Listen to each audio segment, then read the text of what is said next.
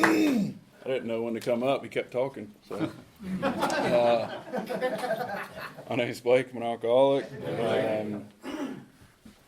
Yeah, grateful to be asked to be able to participate in things such as this. You want to join a home group? Just look forward to getting blamed on burning the church down and amongst other things, I guess. Hopefully it's really not on fire. We're going to make sure Charlene keeps a good eye on it. But my job is to share a little bit of my experience on sponsorship and home group and what that's looked like in sobriety for me. I'll share for a few minutes as it's been made known, and Sara will share for a little bit, and then I think Steve's going to wrap us up, and we'll kind of take it from there. I do like to kind of qualify myself for a bit, and just give a little bit of background on why I'm standing here today. Right? I'm a guy that started drinking at a young age, and a lot of other people realized before myself that I had a problem with alcohol and probably needed to get some help or seek some treatment or look into a solution for my problems. There was a lot of problems piled up on me, and alcohol is the last thing that I wanted to blame for those problems. I had a number of circumstances that kind of came down the pipeline, and I just the last thing that I wanted to do was admit defeat against alcohol. It was the solution to my problem for such a long time. It was a solution for the way it made me feel, to be one amongst many, to fit in, and I definitely didn't want to give it up. So I got introduced to Alcoholics Anonymous, and upon being introduced to Alcoholics Anonymous, I was a bit resistant. I was taken to meetings by other people that suggested that I might have a problem, and I didn't really buy into it. I didn't buy into what Alcoholics Anonymous had to offer. I wasn't any spiritual guru by any means, and I was told that AA wasn't a religious program, but you could have fooled me. Because we were holding hands at the end of meetings and saying, the Lord's Prayer, and it was just a foreign concept to me. Spirituality or any type of spirituality was just not part of my pedigree up to that point, and it was definitely not what I wanted to tap into to quit drinking the way that I wanted to, and so. I'm just thinking about when the topic sponsorship comes up. I went to quite a few meetings. I can't say early sobriety because I wasn't really sober. I went to a bunch of meetings still drunk, drinking. I would come to meetings. I would hear this God word. I would hear Creator. I would hear spirituality. And I would literally, you probably heard me say it before, I would walk out of the meeting in the middle of the meeting, not wanting anything to do with the stuff that you guys had to offer. I'd go out to the truck and I'd have another one waiting on me. And I would sit out there and I'd continue to drink and just kind of drink my sorrows away. I don't even know why I continued to come to meetings. I didn't have to be there, but it was just such a foreign concept. But I would be introduced to guys that would kind of give me a brief description or a definition of what sponsorship was. And I could have told you it was a number of other things at that point in time. But what I realized is these guys had gone through the process of working the 12 steps and practicing some spiritual principles and cleaning some wreckage up in their lives. And they hadn't been invested in other people in their sobriety, and they were just wanting to help. They were wanting to pass that message of hope along to somebody else. And it was such a foreign concept to me. I couldn't understand why, people were greeting me outside of meetings, before the meetings and after meetings, and chasing me down and making sure I didn't leave. And I couldn't understand it. I didn't know what was in it for them, right? There was a number of occasions where people would self-assign them to be my sponsor. All that did was create resentment. You know what I mean? Like, I'm thinking, I don't know what this guy's trying to do, but he's obviously got an angle, and I don't want anything to do with it. And so, you know what I mean? I recall specifically a time in Charlotte, and I was going to some meetings at a clubhouse there and still learning about AA and what it had to offer, still drinking, occasionally. And a guy just flat out telling me, he's asked me if I had a sponsor. And no. And he said, well, you do now. I'm your sponsor. And shook my hand and exchanged contact information. And my first thought was, I can't come back to this meeting. You know what I mean? Like, I don't want to cross paths with this dude again. Really, like, that was just my first thought. And it was just, it was so strange to me. But what I'd come to realize is once again, I think the most important part of it is that a lot of guys haven't had a spiritual experience as a result of these steps, or spiritual awakening as a result of these steps, that they were trying to pass that message along. That's all they were trying to do. And so when I got sober in July of 2017, I was more along the lines assigned a sponsor to me in that year, coming out of a rehab, and they said this guy would probably, be a good fit as far as taking you through the steps, and so that's exactly what I did. I read with this guy on a weekly basis. We got together every Sunday morning, I believe it was, and we read through the book. And when it said to pray, we prayed. And when it said to take action or write, that's exactly what we followed. And through that process, I didn't know it at the time, but there were certain actions that I thought were really silly that he was suggesting that I do, like pray on my knees. And like, I didn't really understand that concept, but it was little things that I continue to do today. And through that process, I was able to obtain some sort of relationship with a God that I shunned or didn't believe in for so long. I was able to quickly identify alcohol as a pretty serious problem in my life, and that if I wanted a solution that Alcoholics Anonymous had to offer, that it was going to be through a spiritual process, a spiritual program of recovery, through spiritual action. And so once kind of conceding to that, we got to work, and he just showed me and gave me some experiences of him writing an inventory and sharing some things with him, and him sharing things with his sponsor that I was just so, once again, very foreign to me. Just to put it in perspective, I've been visiting meetings of Alcoholics Anonymous for probably 4 or 5 years up to this point, prior to actually getting into the steps with a sponsor. It was the first time that I had really just tried to buy into what AA had to offer. And just through that process, as it describes, I had just a personality change. It's just, I don't know. I don't really know how to describe it.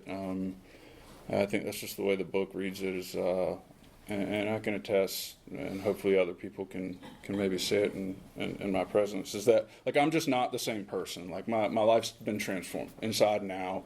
My personality has changed. I've become more invested in other people and less interested in my own self and my own designs. And that was just a direct process of just kind of following some action that was given to me. Now, I say all that to say that this sponsor served his purpose and really did a great job as far as outlining some of his experiences on how I should conduct the 4th and 5th step, and really taking the time and really taking serious the 6 and 7, as little as it may be, throughout the big book. But then taking the action in 8 and 9, right? And then passing all those experiences that I'd had up to that point along to somebody else, right? And continuing to try to tap into that relationship with God that I'd created. He served his purpose through that period. That was my first real sponsor, and he was my sponsor for a couple of years. But I say all that to say that I was a very frequent meeting maker, if that makes sense. So I attended a lot of meetings the first couple of years I was sober, 6 and 7 nights a week. Didn't miss many meetings. That I think it served its purpose, and that was really important during that period. But up until I was about 2.5 years sober, and I couldn't tell you what a home group was. It's just my experience. I couldn't tell you the purpose of a home group. I couldn't tell you the importance of it. I couldn't tell you that there was such thing. So I started, frequenting other groups in this area, and I became a member of the Primary Purpose Group, and how that kind of happened is I attended a couple of meetings here, and I'm telling you, and this may be kind of fabricated, but I don't know. I want to say it was like the third or fourth meeting I've been here, and they were like, "We need a treasurer," and I'm like, "What?" Like, dude, like, you know what I mean? Like, I'd met the qualifications allegedly. You know, I was over 2 years sober, but you know, finances weren't good in my own life, so it was. But it was a position that I guess I had agreed to or was forced into, and that I had taken upon, and I learned the importance of being able to get involved. And so what that opened my eyes to was just a place that frequent contact with newcomers outside the meeting. You know, the 30 minutes before and the few minutes after that we stick around and trying to share our experiences with new people and the other commitments that are created within home groups, not just this group, but with the participation with other groups in the area. You know, there's several groups that meet within this county, and then all over the state, and I think that there's a number of Three Legacy groups that I've been exposed to, but prior to that 2 or 2.5 year mark, I'd never been to detox. I'd never been to the jails to take a meeting in there. I'd been to the treatment facility meetings because I was still involved at the treatment level. You know, I'd still been involved at that particular facility. But there was just a number of things that I was exposed to that's allowed me to kind of give back and to stress the importance of letting folks know that Alcoholics Anonymous is, a place where people can recover, where I can share, some of my story. I can share some of the low spots in my life, be vulnerable in those situations, and let other people know that there is a solution. And so it's just a blessing to be able to come up here and kind of share some of that. I will say, and I'll close with this, when I first got sober, and even prior to getting sober and just kind of frequenting meetings, I would go to speaker meetings and I would sit, in the room, and not that this is a speaker meeting, but I would, for whatever reason, in the back of my mind, I would just convince myself I'd never be able to stay sober long enough to be behind a podium. And it's just kind of crazy, I mean, there's just kind of stuff that I've made up in my own mind that I would never be able to give back to AA. I've seen a lot of other people happy in their own minds and in their own regards, but I would never be able to do these things. And then just through taking those actions, with the importance of the sponsor in my life, once again, I've been able to experience the freedom that Alcoholics Anonymous has to offer and to be able to give back to you guys. So, thanks.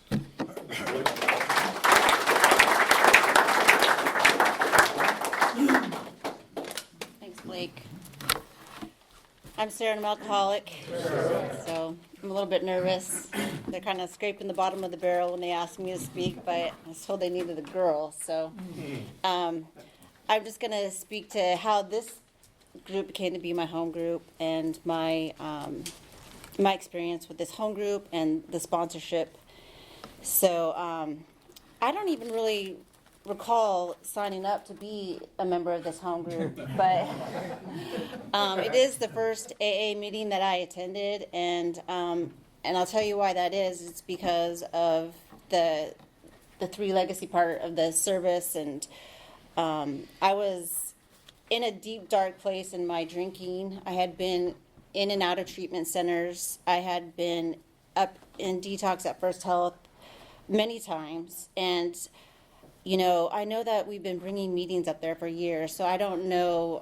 It was probably my 6th time up in detox, and I remember this particular weekend it was Mother's Day weekend, and I was up there because I had tried to kill myself, because that's the point I was in my drinking, because I just couldn't stop. And so I was up there on Mother's Day, and I was feeling pretty crappy about my life.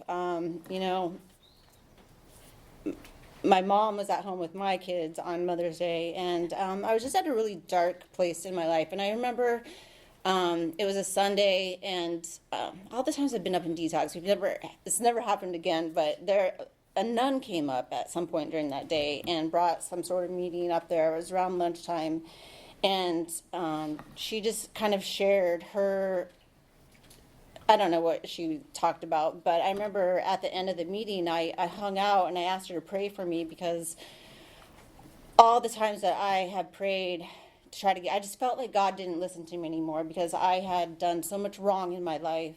You know that when you're drinking, you don't do good things. So I just didn't really feel like I was qualified for God to listen to my prayers anymore. So I asked her to pray for me, and begged her, like, I just needed someone to just tell me how to stay sober. And she couldn't understand. Her exact words to me was like, I just don't understand why you can't drink iced tea.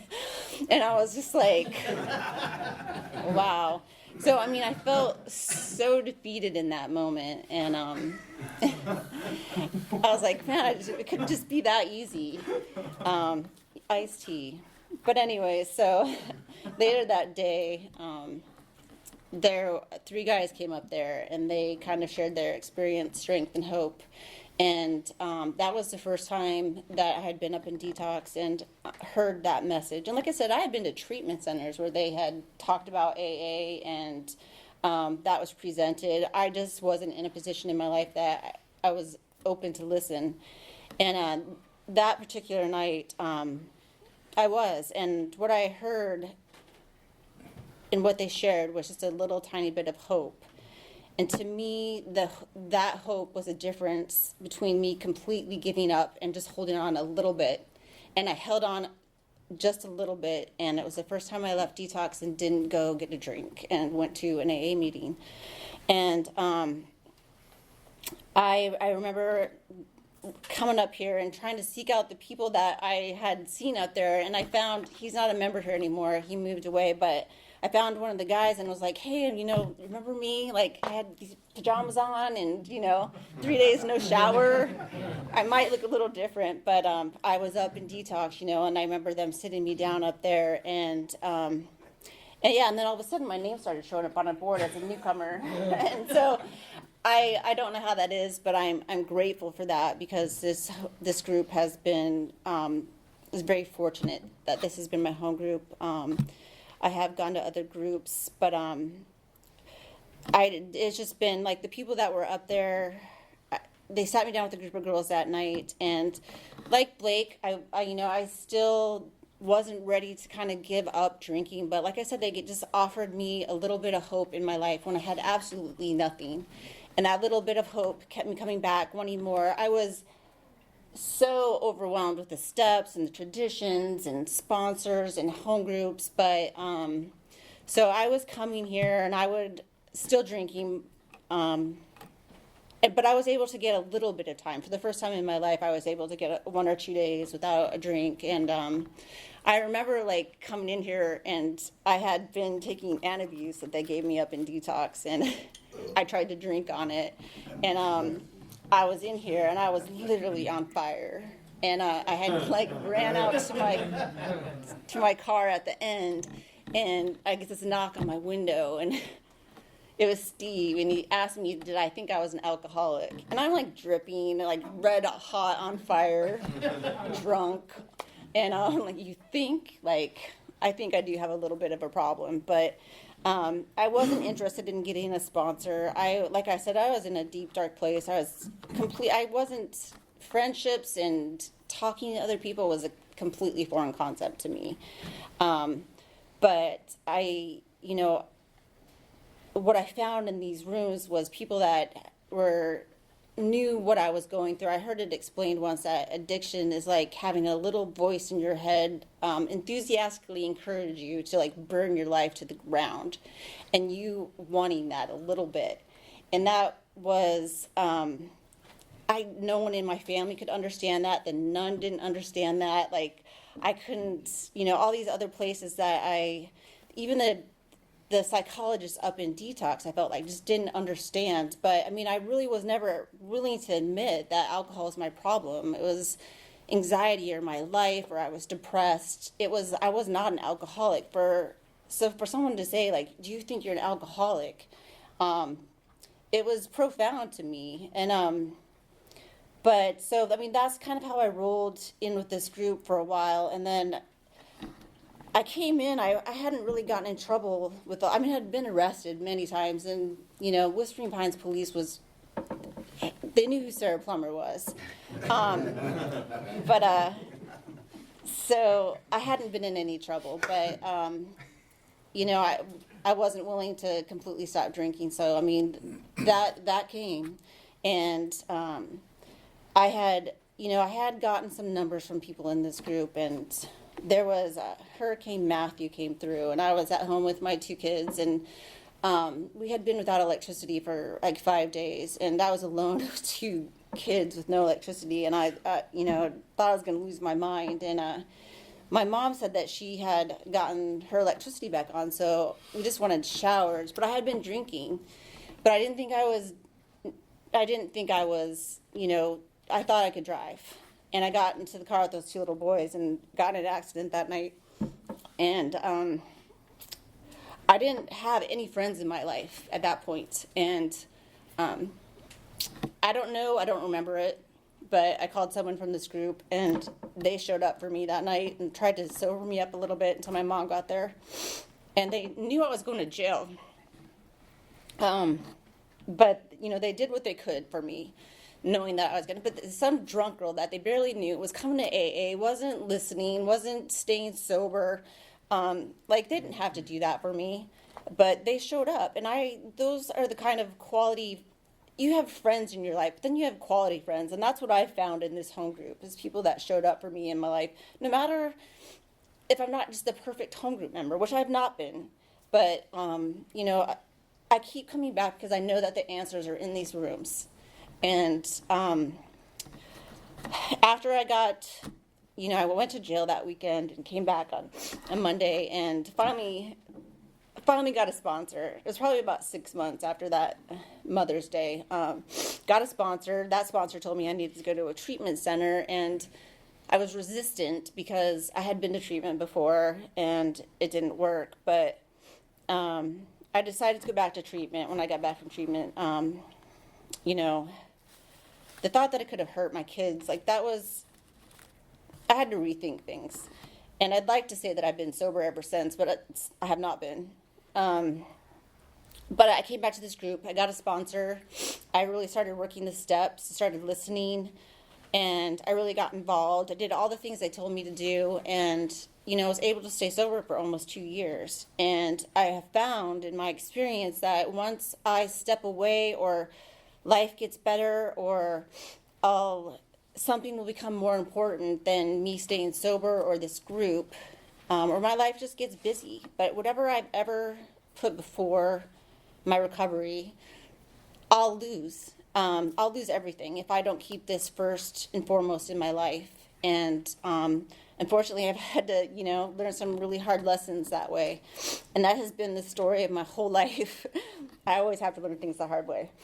But that has been my experience with this home group. They have showed up for me. Like I said, I've had some long periods of sobriety, and I've gotten through some really tough things and not picked up during that time because I was grounded in this group, and I was involved, and I was working with a sponsor.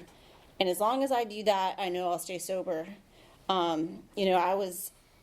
I had one of my kids got really sick and almost died, and I never once thought a drink was the answer to that. And it was because of the things that I learned in this home group and the people that showed up in my life. It has been, and what I've learned through this home, like I said, I came in, I was really overwhelmed, but when we talk about the service work and stuff, there are certain points that I can look back in my life and I can see where AA, it doesn't have to be this home group, but AA, I remember sitting in the back of a cop car once, and I was begging to go to jail because I didn't want to go to detox anymore. I was literally just being, an obnoxious drunk in the back of a police car and telling them I didn't want to go back to hospital, that I'd rather go to jail. And I remember this guy, and one of the ambulance guys was he just sat me down. He's like, look, you are sick. You need AA, you need help. And I know that person either had been like, that's why our CPCPI work is really important when we go out and talk to people that in the community about AA. That they can look at some drunk girl that's being obnoxious and, is just puked all over the place, and they can say, like, I mean,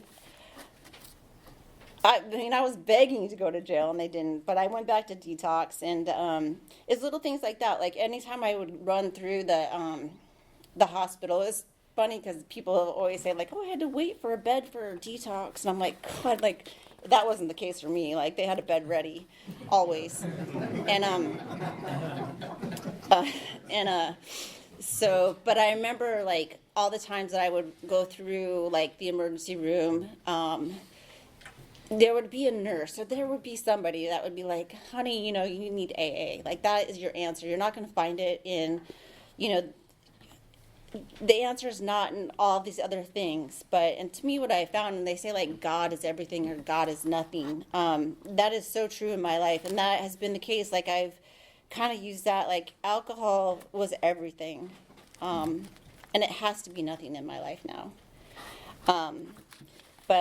So I'm really grateful that our home group, does, and all the community, not just our home group. Like there's other home groups that go up to detox. I've seen Seth up there, and they all treated me with kindness when they know that I've messed up again, and so I'm so grateful that we do that, because I wouldn't be standing here today without that. And as far as sponsorship goes, like I've had a few different sponsors, and they're great. And for me, the sponsor in the beginning, I was really hesitant to do that because I didn't want to call someone every day.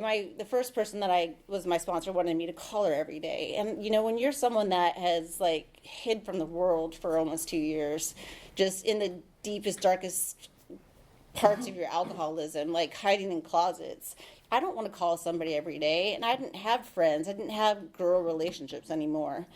So that was really hard for me, and I needed that little push to just be able to talk to somebody. And I didn't want to tell everybody all the things that I had done. Like, I mean, if I could remember all of them, but I mean, I didn't want to tell people some of the things I'd done because they were horrible, and I'm not in my 20s, but I mean, I was doing stupid shit in my 30s and 40s, and I didn't want to have to admit that to anybody, and I came in very much in a victim mentality. Like, I did work the steps, but it was like, and they write down the people that, I mean, I could write a book on all the people that had wronged me in my life, but to find my blame in that or how I was at fault, I couldn't do it. Like it was just everybody had just wronged me, and like that's why I drank, so it took a lot for me to understand the real concept of the steps. And there's one, we don't read them a lot, but the promises, I would read those promises and I was just like, I couldn't figure out how that could be a part of my life. And when I was writing all this stuff down today, I was just like, I reread the promises and just how they've come to fruition in my life through good sponsorship in this home group. That I can use all this stuff, and maybe somebody will get, like, I'm a girl that didn't get sober immediately. I've had a lot of relapse in my story, and maybe somebody can relate to that. Maybe I can give somebody a little hope someday, and I will not be ashamed of my past. I can use it to help somebody else. And but yeah, I mean, I had to work the steps a couple times to understand like just how selfish, and I was a liar, I was a cheater, I was selfish, and I could have hurt my children or somebody else's family. I mean, and forgiveness, like a sponsor was able to help me forgive myself for all of that, and just see my part in it. So, and not to complain about things that I was unwilling to change, until I got to that place. So, God bless sponsorships. Let's just say, like, I've put a few through the ringer, but But yeah, so this home group really does kind of have a special place in my heart. And, like I said, I've not been a perfect home group member. And I've sometimes a relapse keeps me out of the rooms because I'm ashamed of coming back here, feeling like I'm going to get judged or frowned upon. But that's never been the case for me. Everybody has always welcomed me back with open arms. Brad in particular, he's just always so sweet. He's like my biggest cheerleader, and it's just like those are the kind of people I don't have in my life outside AAA. This home group for me is like that first drink, that relief you get sometimes. That's what this home group does for me sometimes. I've never been able to find it in church or at the gym or at a yoga class or all the other things I tried to do to try to get sober. It's always been AA. I mean, the answers have always been in these rooms, and I'm just grateful for this home group and good sponsorship. So thank you. For sure.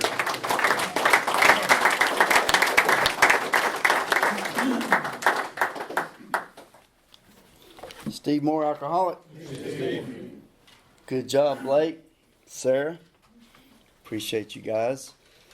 Got a sobriety date, March 24th, 1984, and one of the things, I guess to qualify myself pretty quick, I got drunk for the first time, and I would have considered myself somewhat of a normal kid. I got drunk the first time at 11 years old, drinking some Mad Dog wine. Don't recommend it, but it'll work in a pinch. I upgraded to Boone's Farm a little later. And then by the time I got my first DUI, I was drinking TJ Swan, stepping out. That's what I was doing when that deputy pulled me over. I was stepping out of the car and stepping into jail. But I fell in love with the feeling that was produced by alcohol. And I started smoking weed at 11 years old, and I got, by the time I got to high school, I was doing, I was a guy that never suffered from peer pressure. Like, if you got something that we need to try or do some field testing, I'm the guy. I mean, I'm not going to ask a lot of questions, and never did. And I just fell in love with that lifestyle. And I was a guy that was adventuresome. I could fly below the radar, and not a lot of consequences getting drunk and doing all that other craziness. Really up until I was 18 years old, my first consequence was my first DUI. That didn't slow me down. It was just kind of a blip on the radar screen, I guess. And where things started, so really from 18 to 20, and I won't get into a lot of it, I went from drinking to party and having a good time to having fun and hanging out to, I went more towards drinking for a purpose because I had treated my family bad. I had treated girlfriends bad, like guy friends, anybody that crossed my path. I was just driven by a lot of selfishness and dishonesty, and I really never cared who I hurt or how much. And so what happened for me is at 20 years old, I get arrested for my second DUI and a felony possession of selling weed. And, that's where the lawyer came into the picture who told me to go see a substance abuse counselor, who told me to go to a meeting of Alcoholics Anonymous. And Sara mentioned our CPCPI work, cooperation with professional, community, and public information. So this attorney, as well as the counselor, neither one of them, they both were non-alcoholics. But somewhere prior to, I guess, January of 1984, somebody had told those guys, hey, if you run across somebody that may have a problem with drinking, Alcoholics Anonymous is, a place they can get well or they can get some help there. And I'll always be grateful for that. And the Episcopal Church across the road here on Monday night was my very first meeting. And what happened, I did end up going to a treatment facility, and that's where I was introduced to members of Alcoholics Anonymous. And, I heard about sponsorship, and I kind of heard about home group, but I'm a guy that I was probably so my sponsor, current sponsor, says he's always had a home group, always had a sponsor, and always helped people from day one. Like that was not my experience. I would probably qualify as the worst member of Alcoholics Anonymous, even if you could call me a member of Alcoholics Anonymous. But in that treatment facility, I did get exposed to outside AA meetings, and I got exposed to what Alcoholics Anonymous was. And certainly they carried me through the steps. And probably the best day's work at that point was being honest in a step 4 inventory and talking about that with another human being. Because there was a lot of stuff that I wasn't going to tell anybody. And what happened, I get out of that place and I go to some meetings. I don't get a home group. I'm talking to some people in AA, but I wouldn't even consider myself sponsored. And certainly with home group wasn't even a part of my story. And what happened, I rolled like that for the first 5 years of my sobriety, showing up at meetings, just doing some stuff. But like, if I'd have been accused of being a member of Alcoholics Anonymous, there would not have been enough evidence to convict me, because I was like on the fringes at best. And so what happened is, and during this time, I'm trying to live a spiritual life. I do get involved in going to a church. I get involved in a relationship, and I'm more focused on making money. And at some point, when that relationship ended, chasing girls, than I am about sobriety or living by spiritual principles or helping people. But that all came crashing down, and I did get involved in a home group at some level. And but it wasn't like, I really never knew what a home group really should look like. And what happened was in 1997, when we started this group, I went to a workshop that Tom Iverster put on, and he shocked at us. He had a good home group, but he said he wanted to start another one that was geared towards service and carrying the message, having good solid meetings 2 nights a week, but also the other 5 nights a week, going to correction facilities, going to detox facilities, going to treatment facilities, going anywhere that we can be of service. And so, I bought into that idea that might be something I was interested in. And that's really, and so I'm sober about 13 years when we started this group, and my life really changed at that point. And I realized and I learned by hanging out with guys like him what a real, what a home group looks like, and I appreciate that.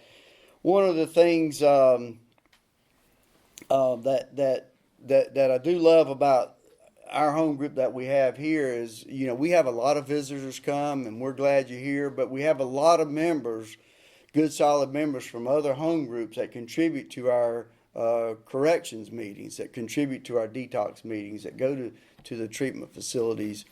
And we just, I appreciate being a part of a home group that is all inclusive with other members. And, one of the things that,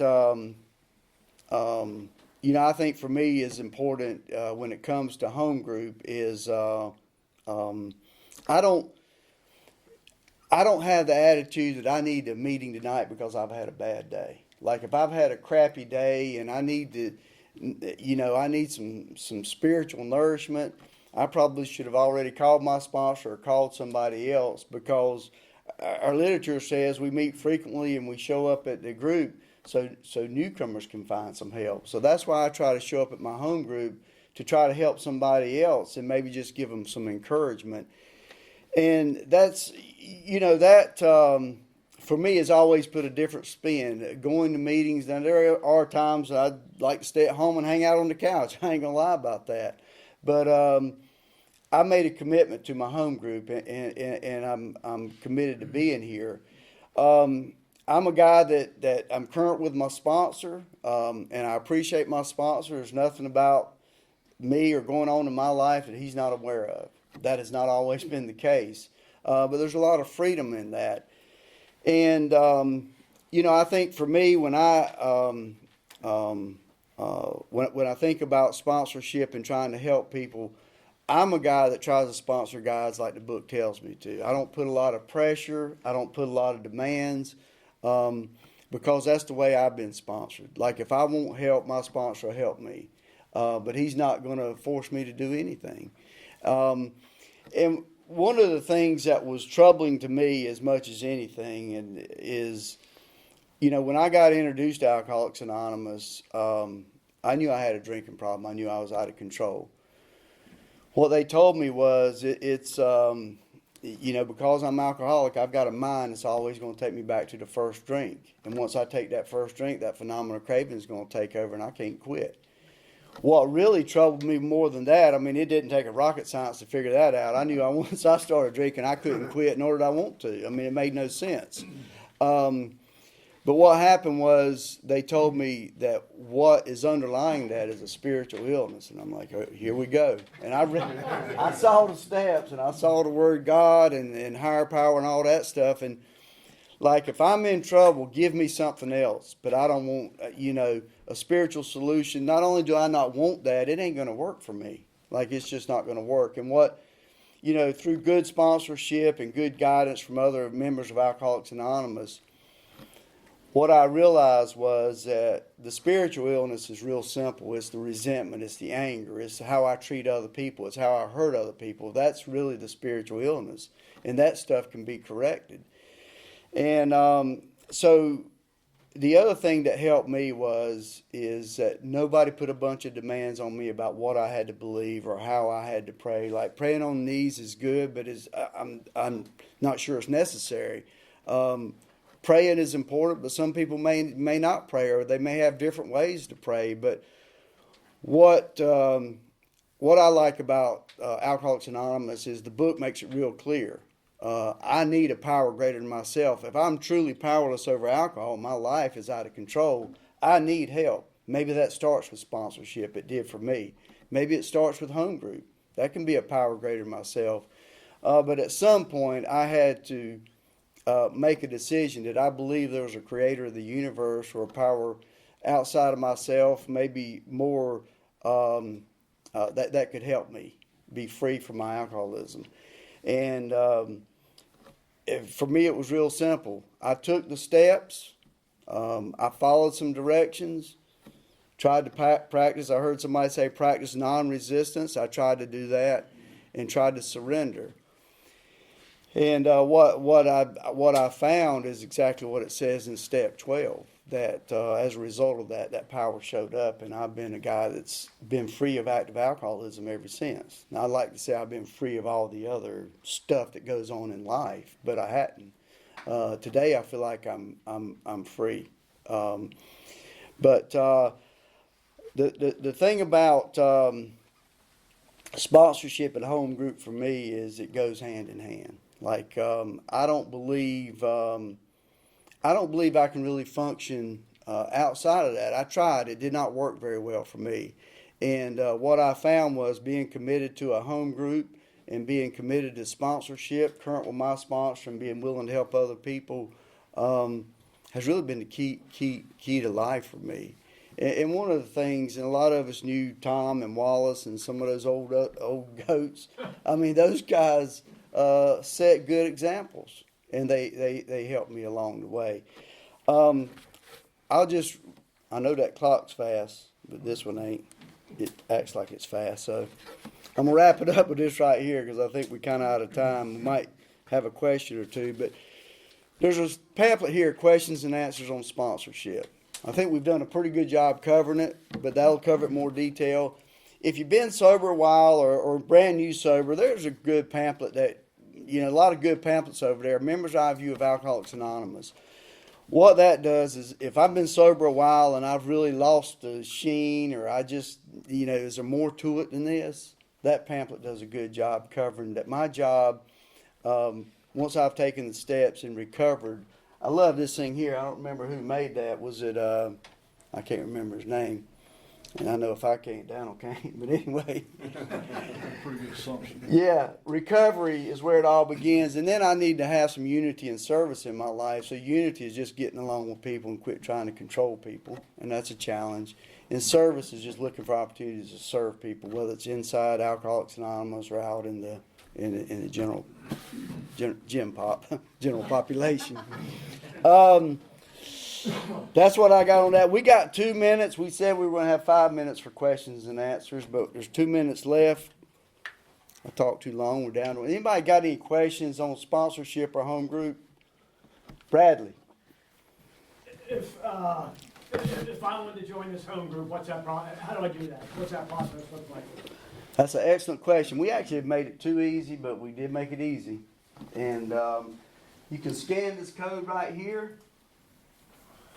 It'll take you somewhere. I don't know where. But it's going to ask for some information. If you put your name on the board, Is there a secretary or anybody? we got a secretary, kinda. Haley's our fill-in secretary, but anybody that's chairing this meeting, you can ask questions, but there's a lot that goes into the home group. We got some newsletters that just came off the press that tells what our group does. But to me, the simplest way, best way to join the home group is to do that, but be here early on Mondays and Thursday nights and hang around afterwards, help set up and help clean up. That's where it all begins. Tom always says sometimes we'll put a big book in a person's hand. We really should put a broom in their hand first and put them to work and make them feel a part of the action. So that's a good question. But our group has a lot of committees. Daniel, what you got? One other question, the same question, but how do you get a sponsor?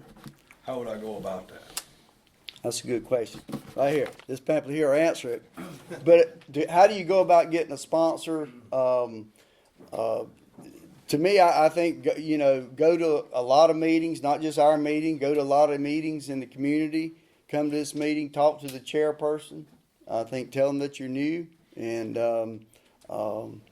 ask for help. Get some phone numbers and meet with some folks. How's that sound? And ask somebody. Ask somebody. Help them. Ask them to help you. All right. Anybody thoroughly confused about home group sponsorship? All right. Thank you guys. I appreciate it. It's kind of awkward being on the panel and chairing the meeting, but give them a hand.